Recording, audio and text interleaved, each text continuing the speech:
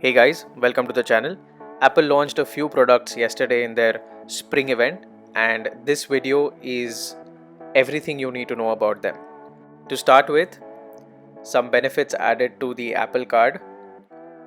Second is the subscription service, which is Podcasts Plus, a purple iPhone 12 and iPhone 12 mini, AirTags, Apple TV, 4K, a new iMac, and an iPad Pro, both with M1. Before we get into the details, do subscribe to the channel and click the bell icon to get notified. First, let's talk about the iPhone. So iPhone 12 remains the same. Everything about it remains the same. It's just that they added a new color, which is purple. I'm not sure why they did it right now and not at launch. But nevertheless, for the purple fans, this is here. Next, let's look at the AirTags. The AirTags have been rumored for a very long time, and at this point I feel because of the rumors, Apple came out with this. I think it is a good, useful piece of tech. It has a built-in speaker, works with Find My on the iPhone. It has got precision finding with the U1 chip.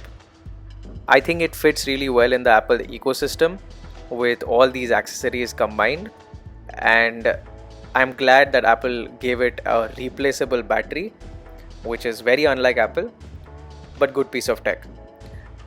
Next one is Apple TV 4K.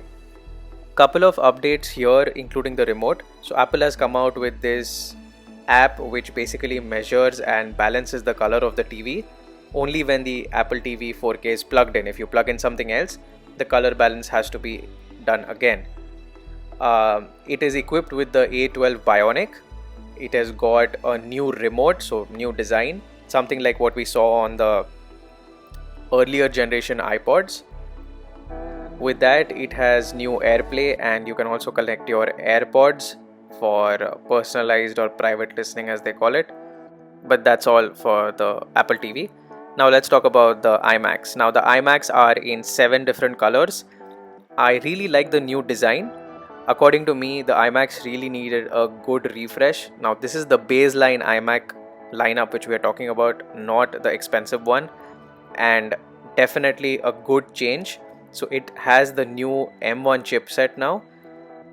Internally, everything is overhauled, right from the speakers to the display to how the ventilation works, everything.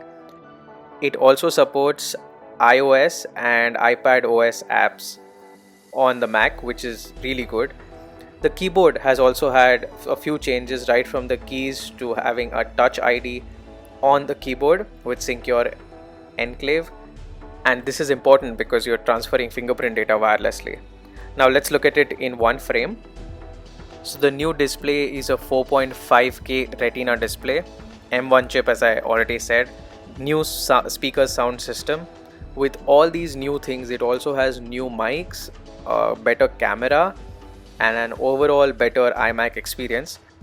And with that, we come to the last thing, which is the iPad Pro. So we have a new iPad Pro 11 and a 12.9 inch.